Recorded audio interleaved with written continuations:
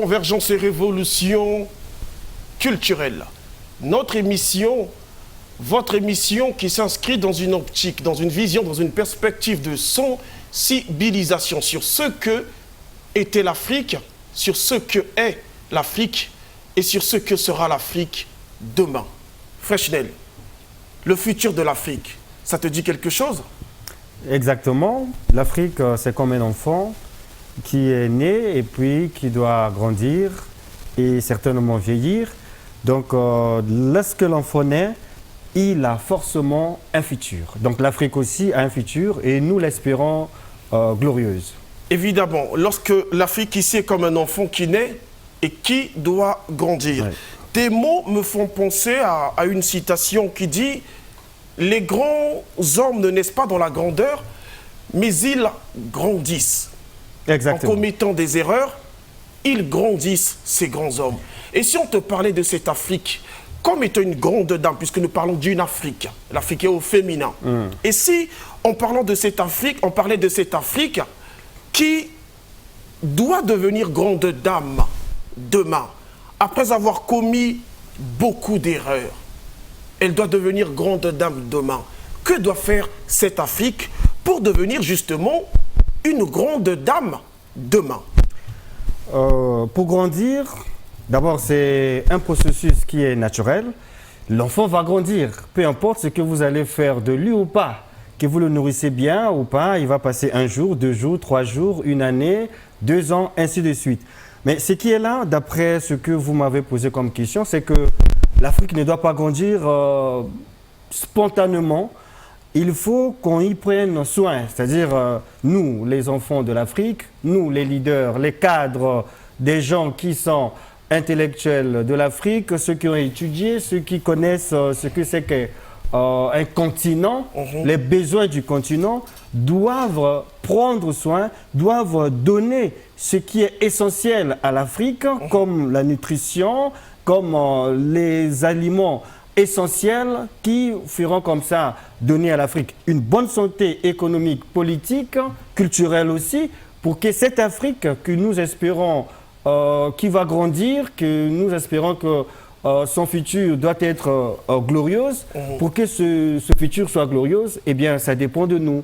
Ça ne dépend pas que du hasard, ça ne dépend pas que d'un fait naturel, mais nous qui sommes en Afrique, nous les habitants d'Afrique, nous les Africains, nous devons donc entretenir l'Afrique et veiller à sa croissance physique, morale, spirituelle, scientifique, culturelle, pour que son avenir soit glorieux tel que nous l'espérons. Justement, pour que son avenir soit glorieux, en t'écoutant parler, j'ai l'impression d'écouter un pédagogue qui investit pour l'éducation de son enfant, qui impulse l'évolution en tenant compte des faiblesses de cet enfant, des difficultés de cet enfant, des erreurs de cet enfant, pour pouvoir éviter prochainement, on va dire, pour éviter de voir cet enfant tomber dans les mêmes erreurs. Pour éviter que l'enfant ait le kwashiorkor, par exemple. Simplement. Voilà, une maladie liée à la nutrition, la malnutrition. Ok, voilà. Mais Freshnel, nous parlons de l'Afrique. C'est vrai que nous la personnifions. Mais si je te demandais quelques problèmes de l'Afrique, que dirais-tu? Il y en a plusieurs. Commençons par ce qui est politique, parce que l'Afrique, c'est d'abord la politique aussi. Donc les leaders, il y a des débats qui se font partout, sur Internet, dans les chaînes de télévision, où on fustige le comportement de nos leaders en général, qui ne sont là que comme, disons, ils jouent au marionnistisme de l'Occident. Au lieu de travailler pour le compte du continent, on travaille pour le compte de l'Occident. Donc ainsi, politiquement, il y a quelque chose qui ne va pas, qu'il faut pallier, même dans le domaine religieux. L'Afrique a abandonné ses dieux, l'Afrique a abandonné ses religions, l'Afrique a abandonné son âme même, et puis elle s'est fait greffer une âme qui ne correspond pas à son corps. Et du coup, la vie qu'elle vit, ce n'est pas sa vie. Donc religieusement, c'est déjà un problème. Culturellement aussi, on peut en parler. Le comportement qui était propre à l'Afrique, ce n'est pas ce que nous observons, ce n'est pas ce que nous constatons dans les pays africains. On a adopté l'américanisme, on a adopté tout ce qui est de l'Occident, l'habillement, la façon de parler, voilà. Même dans la famille, on oublie le concept de famille élargie. En tant qu'à rester entre mari, femme, enfant, on oublie les oncles, on oublie les nièces, les neveux. Et du coup, l'Afrique n'est pas vraiment l'Afrique, parce que l'Afrique, c'est comme quelqu'un qui s'oublie, qui tombe dans l'oubliette d'elle-même. Voilà. Alors, donc, comme on le disait tout à l'heure, il faut faire à ce que cet enfant qui est l'Afrique, faire de telle sorte que cet enfant ne tombe plus dans les mêmes erreurs. Vous avez parlé des leaders. Les leaders, ce sont ceux-là qui orientent, montrent le chemin au peuple, à un peuple, relativement à leur vision. Mais nous avons plusieurs types de leaders. D'ailleurs, il faut dire, ce soir, nous allons recevoir un leader qui n'est plus à présenter, mais on va quand même le découvrir puisqu'il n'est pas avec nous ce soir. Le leader, c'est celui qui a une vision et qui travaille en fonction de sa vision. Freshnel, avant qu'on reçoive ce leader,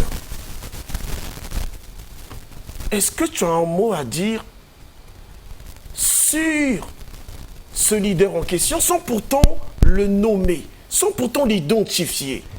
Alors, je voudrais plutôt parler d'abord sur ce qu'on appelle par le leadership.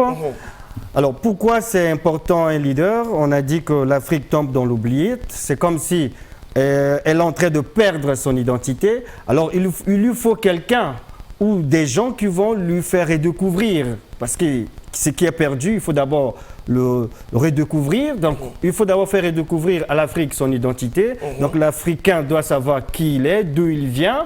Okay?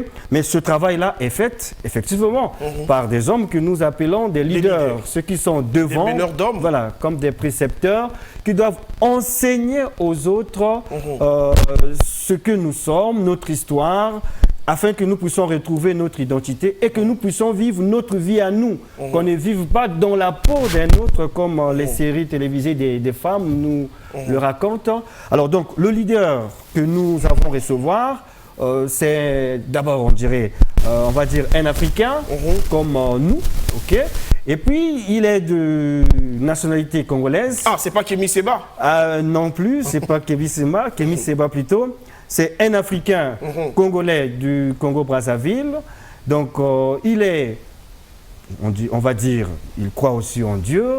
Il est aussi il a beaucoup de choses à nous dire, donc c'est mieux que lui-même vienne nous dire qu'il est, mais ce que nous connaissons de lui, c'est que c'est un croyant, c'est un Africain, c'est un Congolais, c'est une personne qui aime les autres, malgré ses croyances, il ne met pas de barrières, il cherche toujours à ce que, peu importe votre croyance, et il veut toujours rester là, il veut toujours qu'il y ait l'unité, il veut toujours s'entendre avec tout le monde, pour l'unité africaine, et c'est ce genre de leader qu'il faut à l'Afrique pour unifier toutes les pensées, toutes les croyances, afin que l'Afrique soit unie et puis qu'elle puisse aller de l'avant. Il sera là, il va nous rejoindre très très bientôt.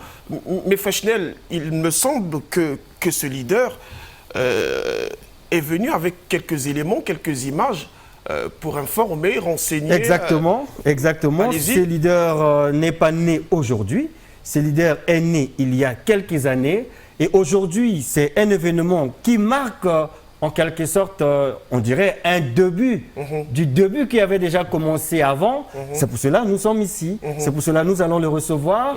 Mais je pense qu'avant tout, on doit d'abord suivre l'annonce qui va nous montrer ou qui va nous introduire pourquoi il vient ici au plateau de Convergence ce soir. Très bien. Technique.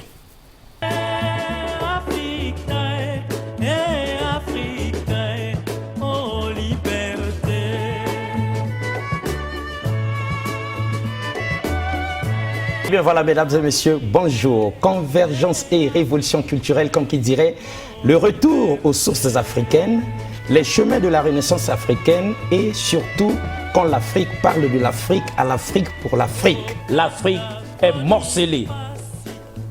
L'Afrique est comme ça la divisée. Selon la charte de l'impérialisme, divisée pour mieux régner.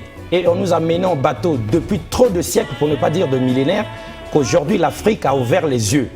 Le géant noir s'éveille et sort de son coma profond. Mais ils sont encore nombreux, les enfants d'Afrique, les filles et fils d'Afrique, qui ont le corps ici et la tête ailleurs. Mais qui sommes-nous pour être désunis comme ça, pour accepter qu'on nous marginalise? D'où venons-nous? Sommes-nous maudits? Dieu nous connaît ou pas? Même si tous les Africains sont indifférents et ne soutiennent pas les missions, ils se limitent à dire c'est très bien, ah c'est magnifique. Mais personne ne soutient. C'est ça l'Afrique et c'est ça le mal de l'Afrique.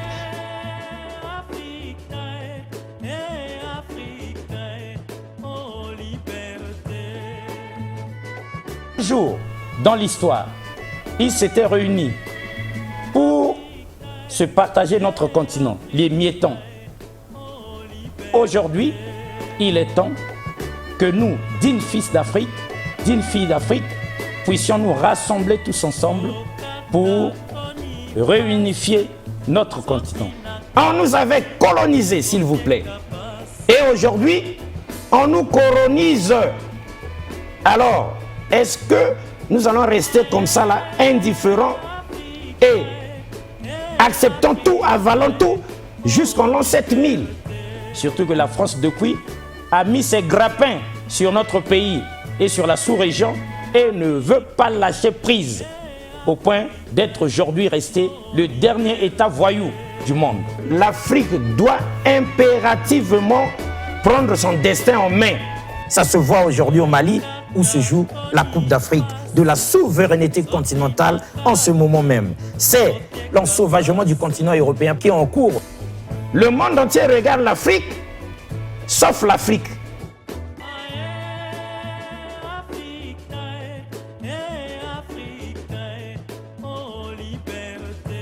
La colonisation, mesdames et messieurs, travaille à déciviliser le colonisateur, pas l'Africain victime. Mais le colonisateur lui-même est décivilisé par ses actes criminels. On fait la guerre parce que c'est rentable. Au moment même où nous parlons, au Mali, nos frères et sœurs sont là-bas en grand danger et en combat pour le devenir du continent contre l'Occident impérialiste. Toujours mendiante,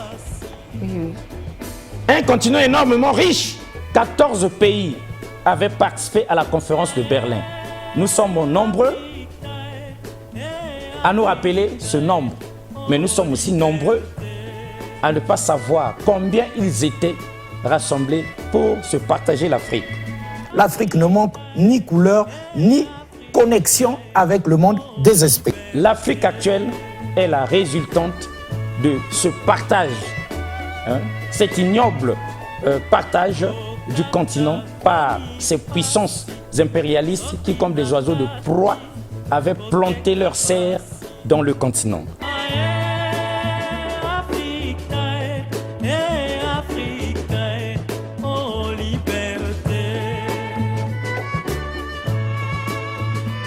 Voilà, chers téléspectateurs, vous avez suivi comme moi cette image, cette annonce. Vous avez certainement reconnu celui qui parlait. Ouais. Alexis Bongo, avocat défenseur de l'Afrique. Freshnel, comme disait un rappeur, on vous a divisé parce que vous êtes divisable. C'est ce que disait ce rappeur Médine, que j'écoute de temps à autre. Mais Freshnel, en parlant de ce leader qui va arriver, Alexis Bongo, que nous connaissons tous, est-ce qu'il y a d'autres détails à évoquer ce soir sur ce leader? Pourquoi ce leader aujourd'hui? Pourquoi Alexis Bongo aujourd'hui? Voilà, donc j'ai déjà dit, puisqu'il est là, il viendra nous dire lui-même pourquoi lui. Mais après avoir visualisé la vidéo, je dirais, voici l'homme, c'est lui, Alexis Bongo, l'homme du micro, l'homme qui a la voix et qui parle au nom de l'Afrique, aux Africains, et qui dit qu'il faut se réveiller, il est temps, il ne faut pas continuer à dormir. C'est cet homme-là, vous avez vu, on a écrit il y a déjà 5 ans, qu'il est en train de nous parler, de parler à l'Afrique, de parler aux Africains, qu'il faut se réveiller, qu'il faut chercher à redécouvrir l'identité africaine, ne pas continuer à être berné par l'occidentalisme, une pensée criminelle, une pensée immorale, là où les enfants épousent leur mère, là où les hommes couchent avec des hommes, là où les femmes couchent avec des femmes. Déjà, c'est immoral, ce n'est pas africain ça. Donc, alors, à entendre parler M. Alexis Bongo, l'avocat défenseur de l'Afrique, nous comprenons qu'il nous appelle à revêtir notre identité, à ne pas tomber amoureux d'une identité qui n'est pas la nôtre, une identité falsifiée, une identité fausse, une identité dangereuse qui nous conduit comme ça dans la tombe. Donc voilà, Dixon, Alexis Bongo. J'ai posé une question. Je sais pourquoi j'ai posé cette question, parce que je sais que vous passez du temps avec le leader comme moi, bien évidemment. Mais là, en vous écoutant, j'ai l'impression que vous croyez en lui déjà. Est-ce que vous pensez, puisqu'il va arriver tout à l'heure, mais je vous pose directement la question à vous, Freshnel, pensez-vous que Alexis Bongo, le leader que nous connaissons, pourrait comme ça changer les choses telles que vous le connaissez, vous, Freshnel, puisque là, déjà, vous parlez de lui comme étant celui qui promeut l'identité africaine. Est-ce que vous pensez que c'est l'homme idéal? C'est l'homme qu'il nous faut? Voilà, je n'ai fait que dire ce que j'ai suivi d'après ses propos, donc je n'ai fait qu'interpréter ce qu'il a dit. Alors, est-ce qu'il peut changer les choses? Alors, on ne peut pas dire oui, je ne peux pas dire aussi non, mais sinon, il a déjà la pensée, il a déjà la graine, il a déjà cette volonté. Donc, pourquoi ne pas le croire? Pourquoi ne pas essayer d'écouter et d'espérer sur ce qu'il dit? Il ne dit pas ce qui est mauvais, il dit ce qui est bon pour l'Afrique. Donc, quelqu'un qui vient vous réveiller dans votre sommeil, parce qu'il y a un danger qui vient, parce qu'il y a un danger qui plane sur votre maison, une telle personne, il ne faut pas l'ignorer. Il faut l'écouter. Qu'est-ce qu'il a à dire? Okay?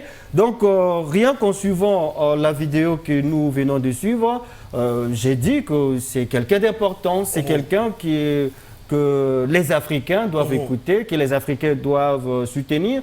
Il n'a pas peut-être tous les moyens possibles pour changer, mais il a déjà la parole. J'ai bien dit l'homme du micro, l'homme qui a la voix. Donc, si à sa voix, chacun de nous peut ajouter une brique ou bien des pointes, on va construire l'Afrique, on va rebâtir l'Afrique et on va se lever. Très bien. Alors, chers téléspectateurs, nous allons bientôt recevoir notre, on va dire, notre leader, parce que, évidemment, jusqu'ici, on a l'impression qu'il est le seul à défendre véritablement l'Afrique, l'identité africaine. Mais rapidement, un message, comme nous l'avons entendu tout à l'heure, Convergence et Révolution culturelle est une preuve de sa volonté de vouloir changer les choses.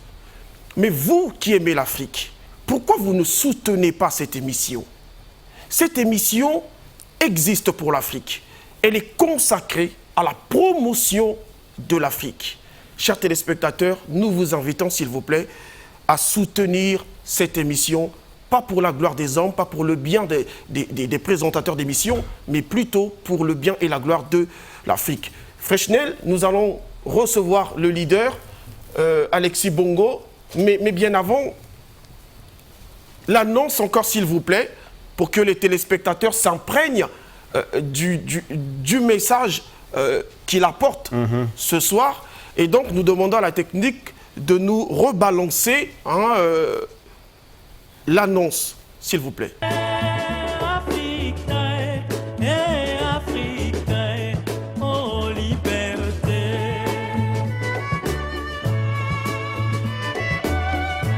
Bien voilà, mesdames et messieurs, bonjour. Convergence et révolution culturelle, comme qui dirait, le retour aux sources africaines. les chemins de la Renaissance africaine et surtout quand l'Afrique parle de l'Afrique à l'Afrique pour l'Afrique. L'Afrique est morcelée. L'Afrique est comme ça la divisée. Selon la charte de l'impérialisme, divisée pour mieux régner. Et on nous a menés en bateau depuis trop de siècles, pour ne pas dire de millénaires, qu'aujourd'hui l'Afrique a ouvert les yeux. Le géant noir s'éveille et sort de son coma profond. Mais ils sont encore nombreux, les enfants d'Afrique, les filles et fils d'Afrique, qui ont le corps ici et la tête ailleurs. Mais qui sommes-nous pour être désunis comme ça? Pour accepter qu'on nous marginalise? D'où venons-nous? Sommes-nous maudits? Dieu nous connaît ou pas? Même si tous les Africains sont indifférents et ne soutiennent pas les missions. Ils se limitent à dire c'est très bien, ah c'est magnifique. Mais personne ne soutient.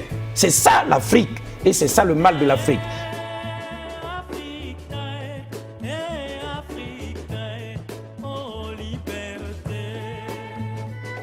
Un jour, dans l'histoire, ils s'étaient réunis pour se partager notre continent, les miettons. Aujourd'hui, il est temps que nous, dignes fils d'Afrique, dignes filles d'Afrique, puissions nous rassembler tous ensemble pour réunifier notre continent. On nous avait colonisés, s'il vous plaît. Et aujourd'hui, on nous colonise. Alors, est-ce que nous allons rester comme ça là, indifférents et acceptons tout, avalons tout, jusqu'en l'an 7000? Surtout que la France, depuis, a mis ses grappins sur notre pays et sur la sous-région et ne veut pas lâcher prise, au point d'être aujourd'hui resté le dernier État voyou du monde. L'Afrique doit impérativement prendre son destin en main. Ça se voit aujourd'hui au Mali, où se joue la Coupe d'Afrique de la souveraineté continentale en ce moment même. C'est l'ensauvagement du continent européen qui est en cours. Le monde entier regarde l'Afrique, sauf l'Afrique.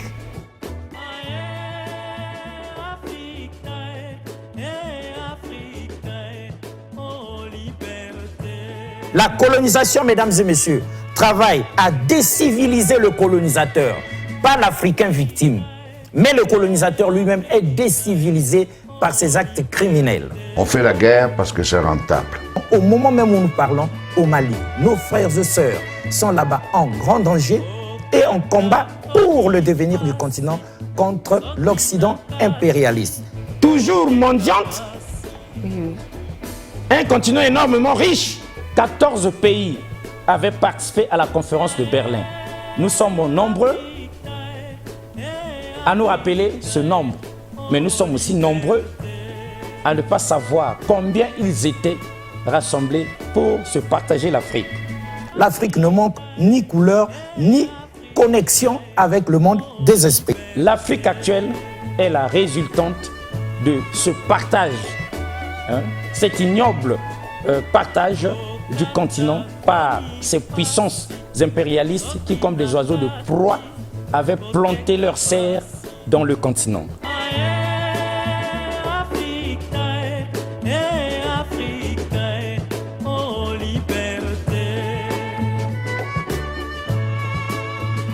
Voilà, chers téléspectateurs, nous sommes de retour. Vous avez suivi cette bande d'annonces. Freshnel, nous ne sommes plus à 2, nous sommes à 3 maintenant. Exactement. Il y a M. Alexis Bongo qui est avec nous. Le leader. Le leader. L'avocat défenseur de l'Afrique. Bonsoir Dixon, bonsoir Freshnel. Bonsoir M. Bongo. Comment vous allez? Oui, ça va. Un temps soit peu, mais c'est bon. Freshnel. Alors donc, chers téléspectateurs, nous le recevons ici, M. Alexis Bongo, l'avocat défenseur de l'Afrique. C'est pour l'événement qui se pointe à l'horizon. Déjà le 25 de ce mois, nous aurons un événement Le 25 qui est mai. le 25 mai, bien sûr, qui est l'anniversaire de la présentation officielle de l'avocat défenseur de l'Afrique, c'est-à-dire la 5e présentation, disons la 5e anniversaire, bien sûr, parce qu'il y a déjà 5 ans passés depuis que cet homme que vous voyez, M. Alexis Bongo, il a comme ça déclaré qu'il est l'avocat défenseur de l'Afrique. Et il y a eu des gens qui l'ont cru, des gens qui l'ont soutenu, des gens qui ont pensé que c'est une bonne idée. Il fallait le soutenir et c'est pour cela qu'il est là pour nous parler de cette fête-là, peut-être aussi pour nous inviter. Donc nous allons l'écouter, nous allons entendre ce qu'il a à nous dire et surtout, nous allons encore lui poser des questions qu'il va nous répondre pour nous dire pourquoi avocat défenseur de l'Afrique, d'où lui est venue l'idée, est-ce que c'est pour nous distraire, est-ce qu'il a des muscles pour se battre contre le Goliath occidental qui continue à nous brimer depuis la nuit des temps, depuis l'esclavage, depuis la colonisation et jusqu'à aujourd'hui, bien qu'il y ait les indépendances, l'homme ne veut pas nous céder. Alors Klaus... Oui, Monsieur Alexis Bongo, ce n'est pas une prétention de se nommer avocat défenseur de l'Afrique. Qu'est-ce qui vous emmène à croire que vous êtes défenseur de l'Afrique? Parce qu'il y a des téléspectateurs qui ne croient pas. Il y a des gens qui pensent que c'est une prétention. Dites-nous ce soir, quelles sont les raisons qui vous emmènent à s'auto-nommer, ou je ne sais pas si c'est une vraie nomination, avocat défenseur de l'Afrique? Merci beaucoup. La première des choses que nous devons retenir, c'est qu'il n'y a pas de gloire en cela. Ce n'est pas une question d'honneur. Ce n'est pas un privilège. C'est une charge. C'est un défi, un challenge. C'est un sacerdoce, on peut aussi dire. L'Afrique, comme on l'a vu dans la bande-annonce, qui est comme une sorte de compilation d'extraits de certaines des émissions qui ont été faites ici pour sa défense, est ce continent qui, dans l'histoire de l'humanité, a souffert plus que tout autre continent et continue même de souffrir. Alors, nous étions devant un choix, soit d'endurer tous ces malheurs-là, l'impérialisme, la dictature des autres, le joug socio-culturel et politique de l'Occident impérialiste, comme nos ancêtres, comme nos parents, soit nous démarquer, prendre nos responsabilités, décider comme ça de prendre le taureau par les cornes, de relever le défi de défendre l'Afrique. Défendre l'Afrique, c'est tout simplement parler vrai, remettre les choses en place, hein, faire comprendre aux autres que trop c'est trop, que l'Afrique n'est pas ce qu'ils nous font croire depuis des millénaires. L'Afrique ne va pas rester esclave de l'Occident impérialiste, s'il vous plaît, jusqu'en l'an 7000. Non, ça doit s'arrêter. Exact. Alors, une question très simple. D'où vous est venue l'idée de s'auto-proclamer, je dis bien s'auto-proclamer, défenseur de l'Afrique?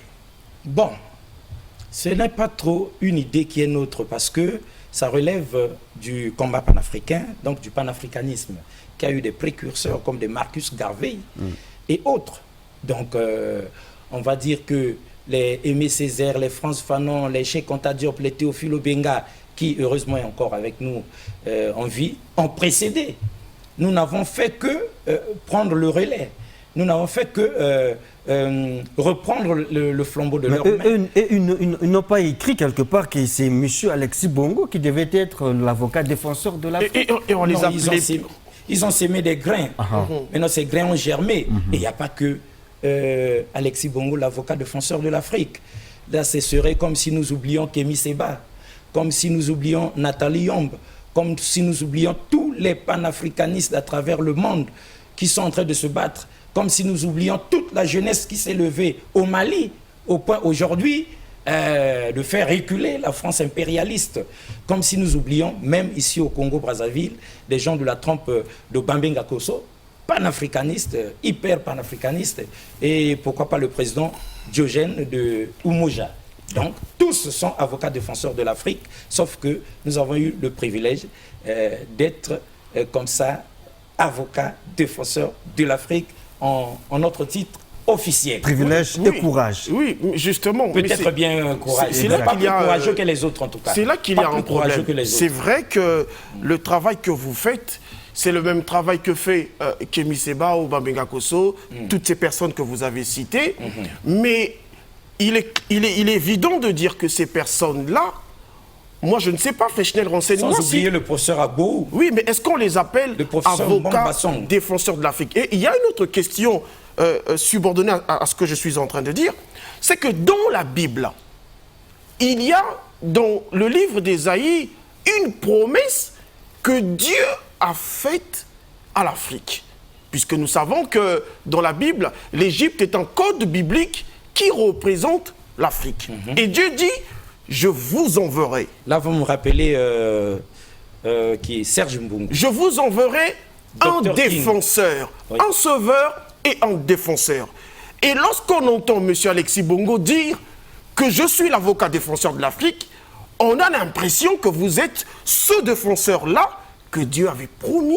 L'accomplissement de la prophétie d'Isaïe. Est-ce que vous êtes ce défenseur-là que Dieu avait promis à l'Afrique? En milieu panafricaniste, que ce soit les panafricanistes traditionnels, ceux athées, que d'autres des panafricanistes scientifiques, il est universellement reconnu que s'il y en a un de panafricaniste qui peut être celui-là, c'est Simon Kimbangu. Parce que le professeur Théophile Obenga lui-même qualifie Simon Kimbangu de grand homme scientifiquement démontrable à la conférence internationale sur Simon Kimbangu tenue à Kinshasa, je crois bien, en 1991, sinon en 2011. Donc, s'il y en a un qui, dans son parcours, a mis sur pied une église, c'est l'église Kimbangu, donc c'est Simon Kimbangu. Et donc, il a pris la défense de l'Afrique devant le colon. Il a prophétisé les indépendances africaines.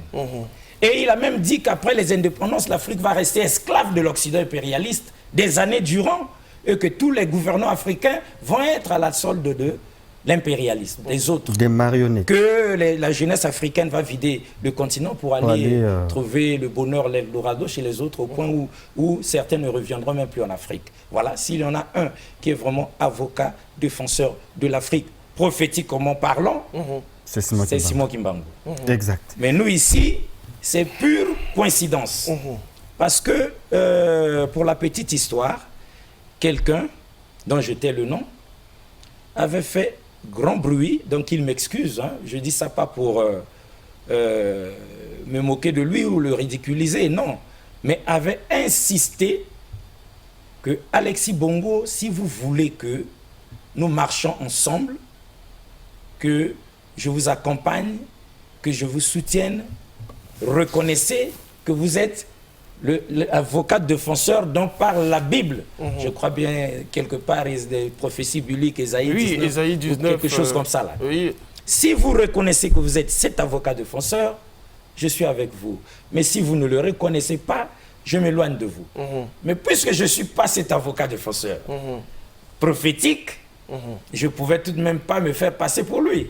Et aujourd'hui, heureusement que j'ai la réponse maintenant, 5 ans plus tard, j'ai la réponse, je ne sais pas si c'est par révélation ou quoi, de façon accidentelle, j'ai la révélation ou bien la réponse du vrai avocat défenseur de l'Afrique, prophétiquement parlant. Mais ce que moi je peux vous dire, c'est qu'une prophétie peut avoir aussi plusieurs accomplissements. Donc s'il y a une partie qui s'est accomplie sur Simon Kimbangu, rien ne dit que vous aussi, il n'y a pas une partie de cette prophétie qui s'accomplit sur vous. Alors j'ai une autre question ici, je vais lire la définition de l'avocat. On dit ici, on donne son rôle ou ses rôles, on dit l'avocat est chargé de vous défendre avant, pendant et après une procédure judiciaire. Vous vous dites avocat défenseur de l'Afrique. Oui, mais quel est le procès? L'Afrique qui est en train d'accuser l'Afrique. Et on l'accuse de quoi? Pour que vous venez comme ça la défendre. Bien, ça c'est l'avocat, ou bien ça c'est l'avocat défini sous un certain angle, que j'accepte, que j'assume d'ailleurs. Mais il y a aussi l'avocat dans le sens de prendre la défense de quelqu'un. Oui, dans la rue, je croise quelqu'un qui est en train de brimer un petit enfant, de le taper, je prends la défense. À ce moment, je deviens l'avocat de cet enfant. Je dis non, ça ne se passe pas comme ça, c'est pas normal, voilà ceci, voilà cela. Au boulot, un responsable un peu trop voyou qui s'en prend trop à un de mes collègues ou bien à une consoeur, je peux aussi prendre la défense de mon collègue de service comme pour dire ah non, c'est pas gentil, voilà, et c'est pas comme s'il avait fait expressément, ça a été une erreur, chef, voilà la situation. Donc, on peut être avocat défenseur dans le sens où on intervient, mais nous sommes tombés dans cette histoire-là. On est né dans une histoire douloureuse, compliquée, l'histoire de l'Afrique. Il n'y a rien de plus terrible que ça. Qui est le bourreau? Et donc, mais le bourreau, c'est l'Occident impérialiste. S'il faut parler du Congo, c'est la France. La France est criminelle. La France, État voyou. Le dernier État voyou du monde. Qu'est-ce qu'il a fait? Les autres ont lâché leur colonie. Mais la France, à ce jour, maintient ses grappins sur ses 14 ou 15 ex-colonies. Donc nous ne sommes pas encore indépendants. Nous subissons le dictat de la France. Le panafricanisme consiste à le dénoncer et consiste surtout à éveiller les consciences des Africains pour qu'ils puissent, comme ça, comme un seul homme, comme Kwame Nkrumah avait su le dire, s'unir ou périr. D'accord. Alors, Monsieur Alexis, nous avons votre parcours, nous avons lu votre parcours. Vous étiez porte-parole de quelques hommes politiques, nous le savons. Vous étiez membre de l'urgence panafricaniste avec Kémy Séba, nous le savons. Et vous ne l'êtes plus. Vous avez fondé votre ONG qui s'appelle Brigade Spéciale. La Brigade Spéciale des Défenseurs de l'Afrique. Justement, il y a certainement des téléspectateurs, et après je vais vous poser une autre question, mais il y a des téléspectateurs qui probablement aimeraient vous rejoindre dans ce combat. Mais comme vous le savez, on ne peut pas se lancer dans un combat sans comprendre véritablement la vision. C'est vrai que vous parlez de l'Afrique, de l'Occident, nous le savons. Mais étant au Congo ici, vous effectuez des voyages. Qu'est-ce que vous visez concrètement? Et d'ailleurs, il faut dire que vous avez un événement dans une semaine. Mais qu'est-ce que vous visez? On va parler de cet événement tout à l'heure. Mais qu'est-ce que vous visez et qu'est-ce que vous avez déjà fait pour atteindre, réaliser votre vision? Je pense que ça pourrait renseigner nos téléspectateurs qui, probablement, aimeraient vous Je vais dire rapidement que si on a tâté de la politique, parce que tout est politique dans ce monde, et qu'on ne va pas penser l'émancipation de l'Afrique, de l'Occident impérialiste, du joug socio-culturel et politique de l'Occident impérialiste sans l'homme politique. C'est-à-dire, si l'Afrique ne retrouve pas sa souveraineté de par les hommes politiques actuels, ce n'est pas leur faute, mais la nouvelle génération, les générations futures, moulés dans le panafricanisme, vont se déconnecter politiquement de l'Occident impérialiste. D'ailleurs, ça se fait déjà au Mali. Donc le futur, c'est déjà aujourd'hui. On voit les jeunes se lever, soutenir les dirigeants qui sont panafricanistes, qui nous disons bonjour et toutes nos félicitations, et se démarquer, rompre les accords avec la France. Parce qu'ils pensaient que jusqu'en l'an 7000, nous resterons esclaves de la Tour Eiffel. C'est-à-dire nous vendrons père, mère et enfants pour aller prendre de l'air à Paris, quoi. C'est-à-dire nous tous, ça nous plaît d'aller voir à quoi ressemble le Trocadéro ou bien la Seine. La Seine, ce n'est rien du tout. C'est comme une petite rivière de rien du tout comparé au majestueux fleuve Congo. Voilà. Donc trop, c'est trop. Ça, c'est quant à la politique. Donc, nous avons été voir à quoi ça ressemble et nous continuons de voir à quoi ça ressemble. Avec le MJP. Avec le MJP, ça a été une transition. Et puis, j'en profite pour dire, si vous parlez urgence panafricaniste, c'est parce que le grand problème du panafricanisme aujourd'hui avec les jeunes, c'est qu'ils se croient panafricanistes, mais ne le sont pas. Alors, les panafricanistes actuels, qui se disent panafricanistes et ne le sont pas, fustigent l'homme politique, mais se comportent pire que l'homme politique. Parce qu'ils ont bien fait de griller, Uto fait de griller les relations entre Alexis Bongo et Kémy Séba. Qu'est-ce qu'ils ont dit à Kémy Séba? Oh, Alexis Bongo, c'est un espion, c'est un homme du pouvoir, c'est un homme qui soutient le président Sassou. Eh bien, Alexis Bongo ne peut pas être panafricaniste. Nous ferons mieux à sa place. Alexis Bongo, lui, il ne peut pas faire de marche de protestation, il ne peut pas casser les monuments vestiges de l'Occident impérialiste. Eh bien, depuis décembre 2019, Kémy Séba ayant été empoisonné ainsi par les nôtres, a coupé les liens avec Alexis Bongo, on lui a fait comprendre qu'il est nul, il est sans charisme. Eh bien, ils ont pris le relais. Et depuis 2019, silence sur toute la ligne. Il n'y a plus urgence panafricaniste au Congo-Brazzaville. Ils ont fait la même chose à Kinshasa. En torpillant le coordonnateur national d'urgence panafricaniste à Kinshasa pour prendre la place, toi de là que je m'y mette, comme font les hommes politiques, et finalement, ils n'ont rien fait. Vous voyez? Ça, c'est urgence panafricaniste. Le MJP, ça ne sert même pas en part. Les jeunes politiques d'aujourd'hui feront, dans 5 ans, 10 ans, 15 ans, 3 fois pire que les politiques actuelles.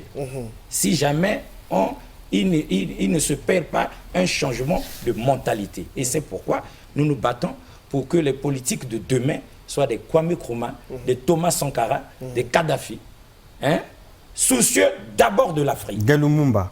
Des Lumumba. Soucieux d'abord du continent. Oui, Voilà. Pardon, Freshnel. Allez-y, Klaus. Vous avez parlé de la souveraineté, vous avez parlé du panafricanisme. Nous savons que ce sont deux choses différentes, dans le sens où la souveraineté, c'est bien évidemment les indépendances que nous envisageons des pays africains. Mais le panafricanisme, c'est la réunification. La réunification. Alors, est-ce que... C'est blanc, bonnet, bonnet blanc. C'est-à-dire, il n'y a pas de vraie souveraineté dans la division. Si chacun fait cavalier seul, tous, c'est la mort pour tout le monde. Mais si nous nous réunifions, si nous nous unifions, si nous devenons un, j'ai dit tout à l'heure, comme le président Kwame Nkrumah du Ghana l'avait dit, l'Afrique doit s'unir ou périr. Et comme le professeur Théophile Obenga le dit, l'idéal du panafricanisme, c'est quoi? L'État fédéral d'Afrique. Un seul président pour tout le continent, avec 54 ou 56 gouverneurs. Donc nous serions aussi forts que les États-Unis et même plus. Parce que voyez-vous, les États-Unis, avec ces 50 pays collés, mis ensemble, n'ont qu'un seul président. Et ça marche. Et ça marche. Et ils n'ont qu'un seul ambassadeur ici au Congo-Brazzaville. L'ambassadeur des États-Unis. Maintenant, la Chine,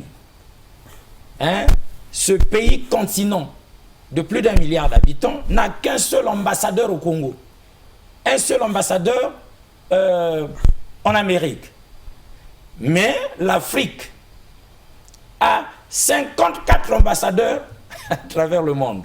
C'est-à-dire, au lieu qu'il y ait une seule voix qui parle pour le continent en France, face à Macron et son gouvernement, c'est 54 ambassadeurs. Ça, c'est d'abord pour la France. C'est-à-dire, il y a 54 dans chaque pays. Il y en a encore 54 on envoie là-bas, 54 on envoie en Chine, 54 on envoie. Mais vraiment, on a émietté le continent. On a émietté nos forces. Voilà pourquoi l'unité s'impose. D'accord. Mais rapidement, monsieur Alexis, concrètement, pour les téléspectateurs, qu'est-ce que vous avez déjà fait? Vous étiez dans Urgence panafricaniste, vous étiez dans MJP. Qu'est-ce que vous avez déjà fait comme activité, comme preuve, pour prouver aux téléspectateurs que vous travaillez pour votre vision? Exact, je vais mettre cette question-là dans un vrai corps. Alors, ça, c'est la 5e année, on va parler dans ce sens-là. C'est la 5e année que vous êtes avocat défenseur de l'Afrique. Qu'est-ce que vous avez déjà fait pendant les 4 ans passés? Bon, vous avez posé une question, elle est très bien. Je vais répondre à la question en disant que le 5e anniversaire de la présentation officielle de l'avocat défenseur de l'Afrique qui aura lieu le mercredi 25 mai au centre culturel Zola. C'est justement pour que l'avocat défenseur de l'Afrique présente un tant soit peu un bilan et des perspectives. Une chose est d'être comme ça là, et comme on dit, de s'autoproclamer, encore que nous ne nous sommes pas autoproclamés. Nous ne nous sommes pas autoproclamés avocats défenseurs de l'Afrique, s'il vous plaît, mais nous sommes avocats défenseurs de l'Afrique. Et si quelqu'un trouve à redire, c'est qu'il n'a encore rien compris. n'est-ce pas? Bilan et perspective, ce sera donc le jour anniversaire. Tous ceux qui sont intéressés, ils sont conviés à être là. La porte est ouverte, entrée gratuite, parce que c'est là où l'Afrique va une fois de plus parler de l'Afrique à l'Afrique pour l'Afrique. Voilà, mais Freshnet, c'est l'occasion pour nous aussi d'adresser nos invitations aux téléspectateurs. Venez le 25. D'ailleurs, il faut souligner que le mois de mai, c'est un mois consacré à l'Afrique. Parce que le 25 mai, c'est la journée mondiale de l'Afrique. Freshnet, où est notre... on va montrer aux téléspectateurs où est notre... c'est là devant. C'est déjà bien, ça s'affiche. Voilà. Mais je voulais, je n'ai pas fini de répondre à votre question. Allez-y. Et vous avez posé une question compliquée. Pourquoi l'Afrique n'arrive pas à sortir de l'ornière, à sortir de la vase, à sortir de l'auberge? C'est parce que l'Afrique ne croit pas en l'Afrique. Les Africains ne croient pas à leurs propres frères et sœurs. Ils vous posent tout de suite la question de savoir qu'est-ce que vous avez déjà fait. C'est ça qu'ils leur demandent. Maintenant, nous pouvons leur retourner la question, assis dans votre fauteuil, qu'est-ce que vous aussi qui posez cette question avez déjà fait pour le continent, pour avoir le droit de poser cette question. Comme disait le professeur Théophile Obenga, il faut de l'autorité, de la compétence, de la légitimité, même pour contester que ce n'est pas l'avocat défenseur de l'Afrique. Où est votre autorité, votre compétence et votre légitimité pour vous le permettre? L'idéal serait qu'on se fasse confiance, qu'on s'asseye ensemble, puisque le professeur Théophile Obenga sera là, puisque c'est lui qui avait validé le 25 mai 2017, il va entendre bilan et perspective et il va dire son mot. Et tout le monde sera là. Exactement, je voudrais... Pour ma dernière part, je voudrais bien vous poser cette question. Est Théophile Obenga dans cette affaire? Il semble que dès la première année, c'est lui qui vous a soutenu et c'est lui qui a validé que vous êtes avocat défenseur de l'Afrique. Comment lui est rentré dans cette affaire? Est-ce que vous savez que Théophile Obenga, c'est quelqu'un d'extraordinaire? On peut même dire un ange de Dieu. Parce que Théophile Obenga a compris ce que tout le monde n'avait pas compris. Tout le monde a pensé que c'était incongru, c'était inacceptable, et lui, il a trouvé que c'était acceptable et il a validé. Il y a Théophile Obenga parce qu'aujourd'hui, dans le combat panafricain, c'est de renommée mondiale, universellement reconnu, il n'y a personne au-dessus de Théophile Obenga.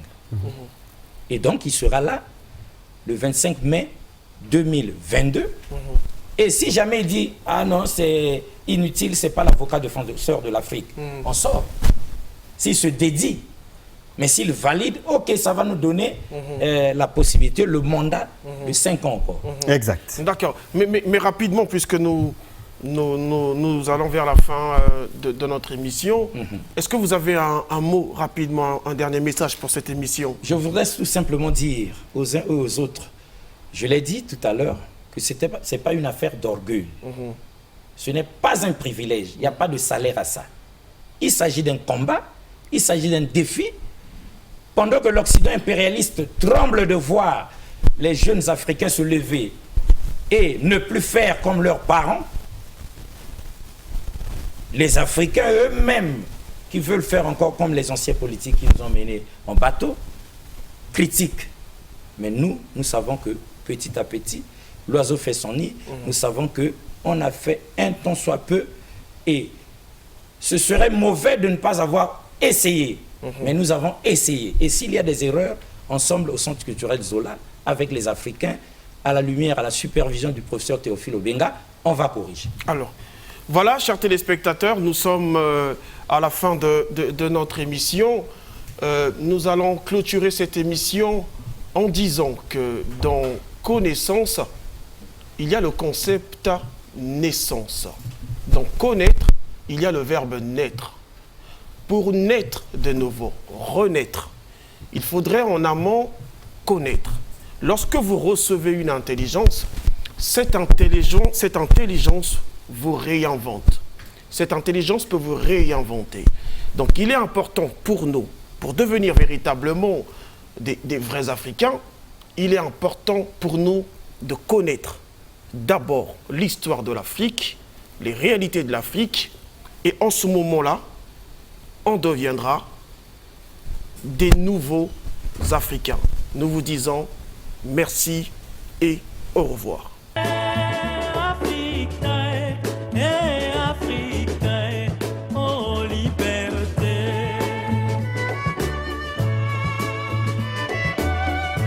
Bien voilà, mesdames et messieurs, bonjour. Convergence et révolution culturelle, comme qui dirait, le retour aux sources africaines, les chemins de la renaissance africaine et surtout quand l'Afrique parle de l'Afrique à l'Afrique pour l'Afrique. L'Afrique est morcelée. L'Afrique est comme ça la divisée. Selon la charte de l'impérialisme, divisée pour mieux régner. Et on nous a menés en bateau depuis trop de siècles, pour ne pas dire de millénaires, qu'aujourd'hui l'Afrique a ouvert les yeux.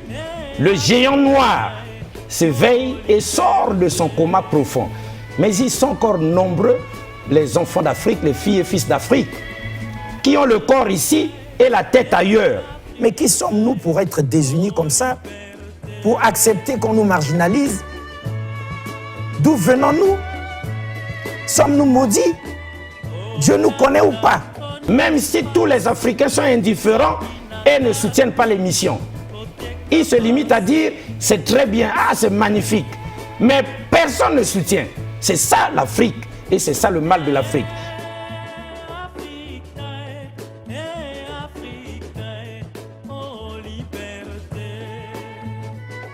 Un jour, dans l'histoire, ils s'étaient réunis pour se partager notre continent, les miettons. Aujourd'hui, il est temps que nous, dignes fils d'Afrique, dignes filles d'Afrique, puissions nous rassembler tous ensemble pour réunifier notre continent. On nous avait colonisés, s'il vous plaît. Et aujourd'hui, on nous colonise.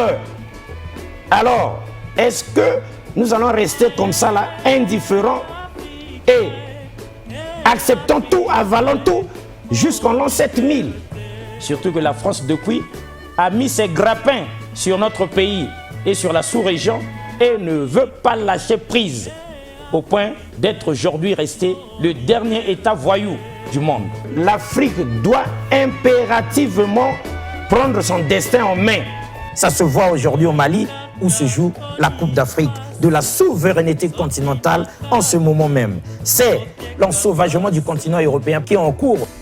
Le monde entier regarde l'Afrique, sauf l'Afrique.